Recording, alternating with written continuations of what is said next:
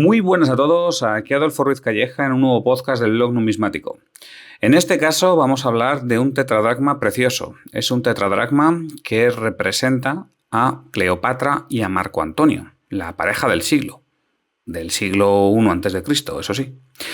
Hablamos de este tetradracma porque sale a subasta en la próxima subasta de Gadouri.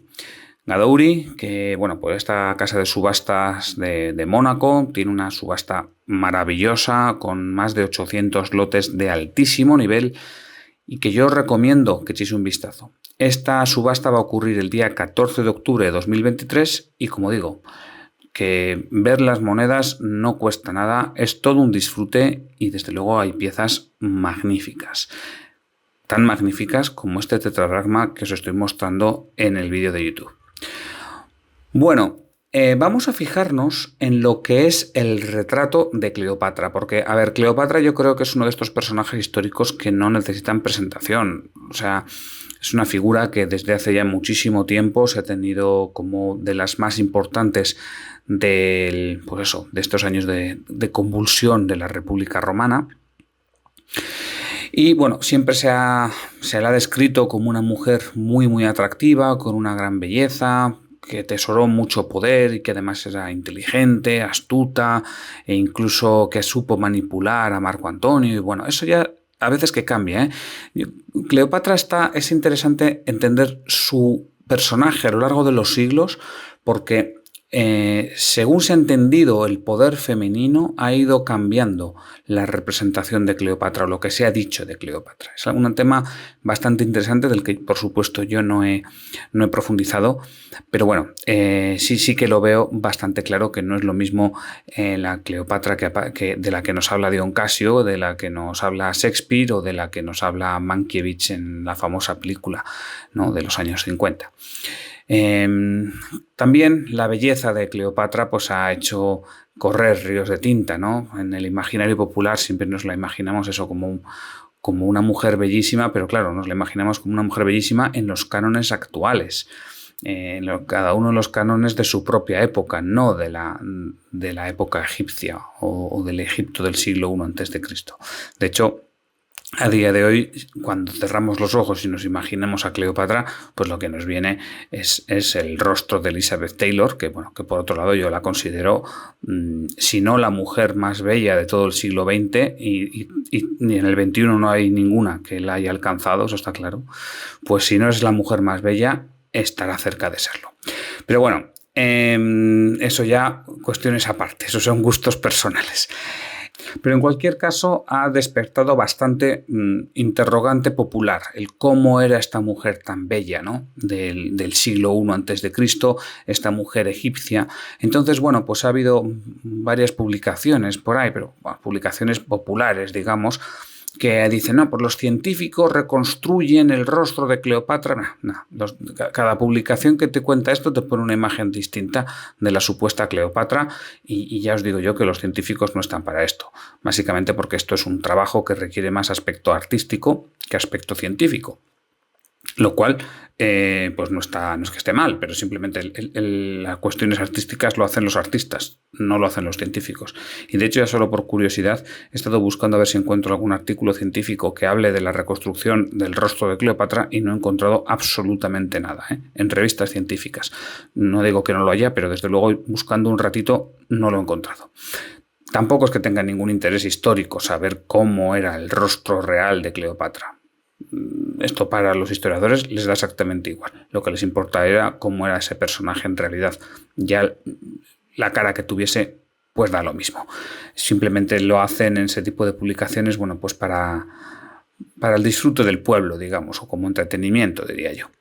En cualquier caso, los que somos aficionados a la numismática y alguien nos habla de reconstruir el rostro de Cleopatra, bueno, pues lo primero que diríamos es, bueno, pues ¿por qué no echas un vistazo a las monedas? Tú fíjate qué pedazo de moneda que tenemos aquí, ¿no? O sea, con qué retrato nos está apareciendo.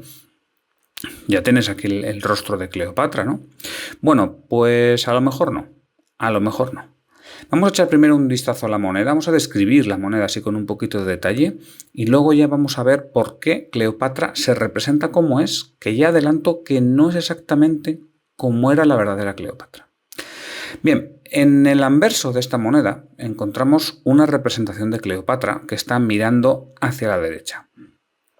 Cleopatra tiene un pelo trenzado, ¿ves? Que tiene como 4 trenzas que están recogidas con una diadema y atrás acaban estas trenzas en un pequeño moño. Bien, si nos fijamos bien, también el cabello tiene unos rizos. Yo la verdad es que he leído por ahí que este pelo trenzado y estos rizos aluden al poder que tenía Cleopatra. Yo la verdad es que ignoro cuáles serán las representaciones del poder, digamos, en estos momentos, pero bueno, pues parece ser que esto en sí era una representación del poder egipcio. También vemos que tiene bastantes perlas. Por un lado tiene un pendiente que cuelga y que tiene una perla, y luego tiene unos collares. Tiene 3 collares así en forma de V, también son collares de perlas. Entonces, bueno, pues ahí vemos cómo, bueno, pues la perla también tiene un papel protagonista en este retrato. De nuevo, no sé si será una representación del poder, probablemente lo sea. Y luego, bueno, pues además de esto, tiene un vestido bien bonito, muy ornamentado, ¿no? En la leyenda lo que indica es Basilea Cleopatra Fea Neotepa, si mal no leo yo el griego. En cualquier caso, la traducción indica Reina Cleopatra, la joven diosa. Como digo, a lo mejor he metido aquí 8 patadas en mi lectura de un texto griego. Yo griego no he estudiado en mi vida, por desgracia. Yo he estudiado otras cosas. Tuve que estudiar sistemas lineales y un montón de matemáticas y cosas así. Pero bueno, griego no estudié nunca. Bueno, si nos vamos al reverso, ahí nos encontramos el busto de Marco Antonio. Vemos que aquí solamente aparece lo que es la cabeza y el cuello. No aparece nada del torso ni tampoco los hombros, como era el caso de Cleopatra, que tenía este vestido. Además, aparece desnudo. O sea, no tiene ningún tipo de complemento ni nada por el estilo. De nuevo, ignoro si esto en la mentalidad egipcia se leería como que esta no era una persona poderosa. No lo sé. Pero lo que también está claro es que, al menos en la mentalidad occidental, aparece como un hombre vigoroso, con un gran cuello, con un mentón pronunciado, una nariz así plana y fuerte. Digamos que sería un hombre que dirías, madre mía, yo contra este tío no me meto, ¿no?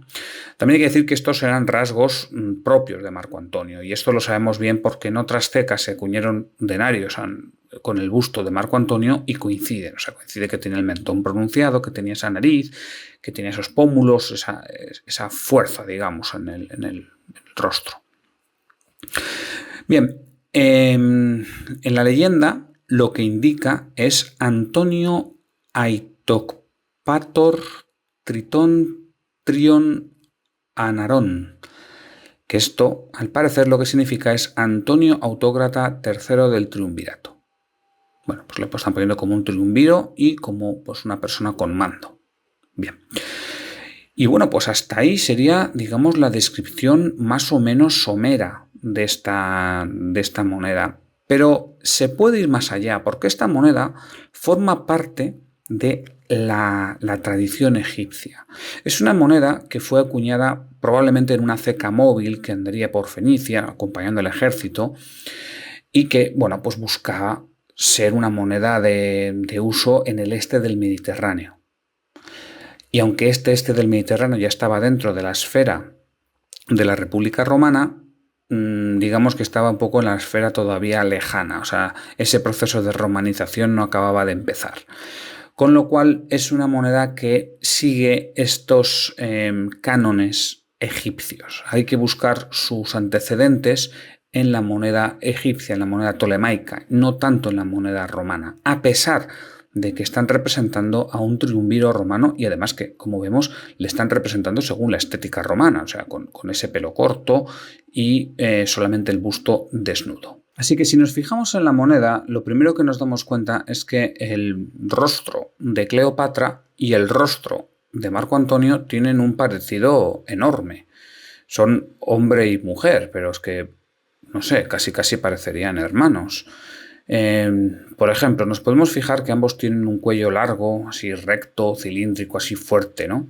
También vemos que el mentón es muy pronunciado, tanto para Marco Antonio como para Cleopatra. La nariz es recta, es una nariz aguileña. Y todos estos son rasgos propios de la virilidad de Marco Antonio, pero que se han trasladado de alguna forma a Cleopatra. Pero podemos ir más allá, se pueden encontrar más semejanzas. Por ejemplo, la mirada, ¿no? La mirada de ambos es una mirada vacía, una mirada sobria, mirando hacia el frente. Las cejas de los dos son cejas gruesas que caen hacia atrás de los ojos. Los labios de los dos tienen una sonrisa como inexpresiva e incluso se ha puesto la forma de las cabezas un poquitín elongada hacia atrás en los dos casos. Entonces, bueno, aquí ya no es que sean los mismos rasgos faciales, sino que es que además la forma de representar a Marco Antonio y a Cleopatra es exactamente la misma. Y esto ya sí que nos hace sospechar, porque decís, pero ¿por qué están haciendo esto? Bueno, pues lo están haciendo porque en Egipto era tradicional que las reinas se representasen con unos rasgos faciales semejantes a los de sus maridos. Y esto no era algo propio del siglo I a.C., o sea, no es que se pusiera de moda en ese momento, ni tampoco en la dinastía tolemaica. Esto, si nos vamos al Egipto de mucho más atrás, muy antiguo, ya nos lo encontramos. En tumbas egipcias del tercer milenio antes de Cristo ya aparecen ahí momias donde a las mujeres se les representa de una manera muy semejante al marido. Entonces, bueno, eso en la época tolemaica se traslada a las monedas, porque son los tolemaicos los que hacen monedas en Egipto. Antes, bueno, hubo alguna excepción, pero vamos, no hubo una producción significativa de monedas. Y estos tolemaicos, cuando representan a las mujeres del rey, pues entonces también las representan con los rasgos semejantes a los que tiene su marido. Para mostrar esto con un ejemplo, me voy a referir a un octodracma tolemaico que presenta en el anverso a Ptolomeo II y Arsione II y en el reverso a sus padres, a Ptolomeo I y a Berenice I.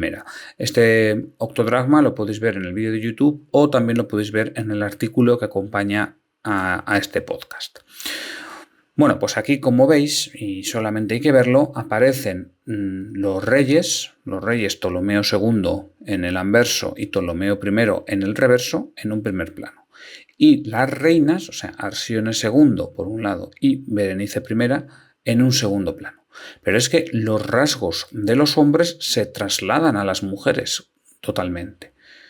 O sea, parecen hermanos, tanto Ptolomeo I y Berenice I, como Ptolomeo II y Arsione II. Bueno, la verdad es que Ptolomeo II y Arsione II no es que pareciesen hermanos, es que eran hermanos. Pero bueno, aquí digamos que aparte de ser hermanos, parecían hermanos gemelos, porque parecen que son clavados, bueno, o mellizos. Son con unos rasgos idénticos, con la misma mirada, con la misma nariz, con el mismo mentón, con los mismos labios, vamos, que están clavados. Entonces aquí vemos cómo se produce esta traslación de los rasgos masculinos a las mujeres. Los rasgos que tenía el rey se los trasladan a la reina. ¿Y para qué hacían esto? Pues para mostrar que la reina era igualmente poderosa que el rey. Era una forma, digamos, de representar el poder en este momento, ¿no? Pues representaban el poder femenino a base de poner a la mujer los mismos rasgos que el hombre, en este caso que el rey. Entonces, si volvemos al tetradracma de Cleopatra y Marco Antonio, vemos que se produce esto mismo, esta misma traslación de los rasgos de Marco Antonio a Cleopatra, con lo cual tampoco nos puede dar muchas pistas de cómo era Cleopatra en realidad, porque los rasgos más evidentes son todos rasgos de Marco Antonio y no de Cleopatra. Y en este sentido, este tetradracma es una moneda muy tradicional, pero es que va más allá de la tradición. Ya hemos visto en el octodracma anterior que las mujeres aparecen en el segundo plano. Sin embargo, en este caso no, en este caso aparece en una cara Cleopatra y en otra cara Marco Antonio, con lo cual no es que el rostro de Marco Antonio esté tapando al rostro de Cleopatra o parte de ese rostro, como ocurría en el octodracma, sino que cada uno tiene bastante protagonismo, Cleopatra en el anverso y Marco Antonio en el reverso. Pero es que es más, es que se le está dando a Cleopatra más protagonismo que a Marco Antonio.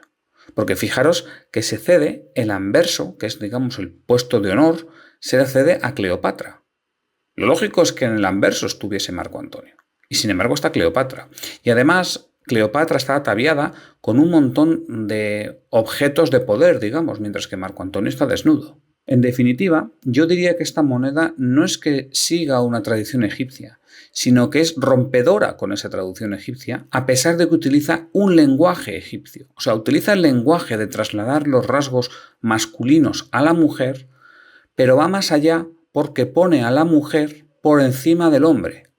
O sea, deja a Cleopatra en el anverso, relega a Marco Antonio al reverso y muestra que Cleopatra tiene más poder que Marco Antonio. Esto que, bueno, probablemente gustase en Egipto o gustase en el este del Mediterráneo, porque, bueno, pues al final Cleopatra era alguien de los suyos, digamos, mientras que Marco Antonio se veía como, pues como un romano extranjero que nos acaban de invadir. Pero está claro que esto en Roma no gustó nada. O sea, ¿qué pensaría Octavio Augusto cuando viese monedas como esta? Diría, pero bueno, pero este hombre, este Marco Antonio se ha vuelto loco. Aquí este hombre está comido la cabeza, o no solo la cabeza, vaya usted a saber lo que le han comido a este hombre. Entonces, bueno, pues ya lo siguiente nos lo sabemos todos, que Augusto se abalanzó contra Marco Antonio y bueno, llegó la batalla de Actio. Bien, pues espero que os haya gustado toda esta historia, espero que os haya gustado este simbolismo egipcio, son monedas realmente preciosas las que hemos visto hoy. Y nada, yo me despido sin más que recordaros que echéis un vistazo a la subasta de Gadauri para el 14 de octubre de 2023, que tiene piezas preciosísimas. Un saludo y hasta pronto.